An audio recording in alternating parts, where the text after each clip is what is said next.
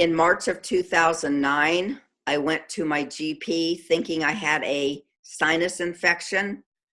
He then gave me a blood test, and my blood test came back at 42,600. I asked him what I thought it was. He said he didn't think it was just a local infection. He thought it was chronic lymphocytic leukemia. He then referred me to a local oncologist. I was in watch and wait I found out on April 1st, 2009. Yes, I did in fact have chronic lymphocytic leukemia. I had FISH testing, chromosomal testing, to find out I had high risk and aggressive chronic lymphocytic leukemia. By October of 2009, I was in a chemo treatment with FCR. I was in remission for exactly 3 years, and my white blood cell count started going up. I then went in for BR, but my local oncologist let my blood cell count go up to 180,000. So I seeked out a CLL professional that I wish I would have done at the very beginning. I think that's very important. Knowing what I do now, that I should have gone to not a local oncologist.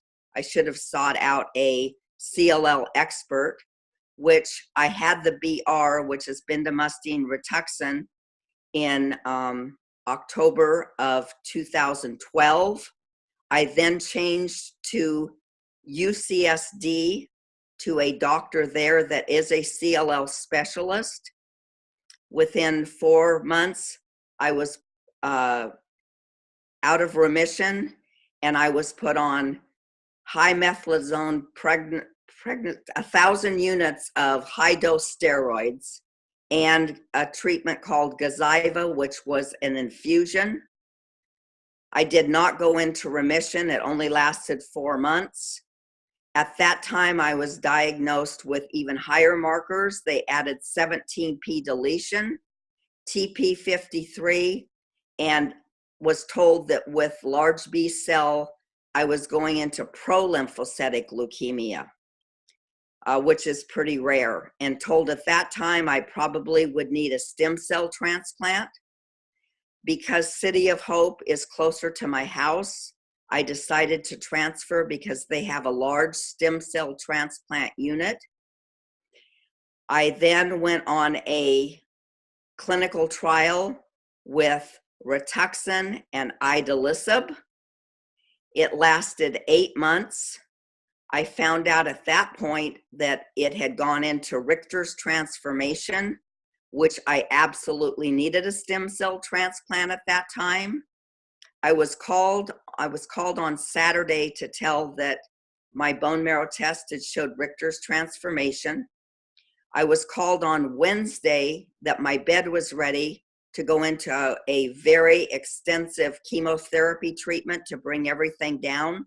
I spoke to my doctor, and we found a clinical trial at MD Anderson in Houston, Texas, that was using nivolumab and ibrutinib, and it was open to Richter's transformation.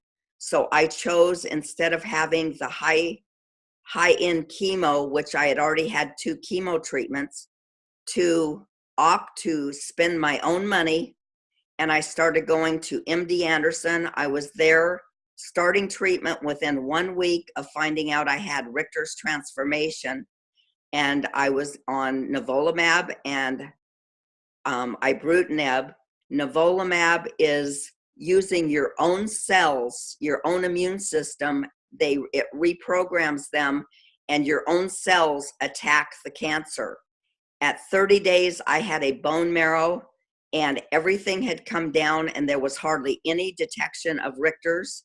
I continued flying to MD Anderson every 2 weeks for 3 months on my own dime, and stayed 2 to 3 days to get this infusion.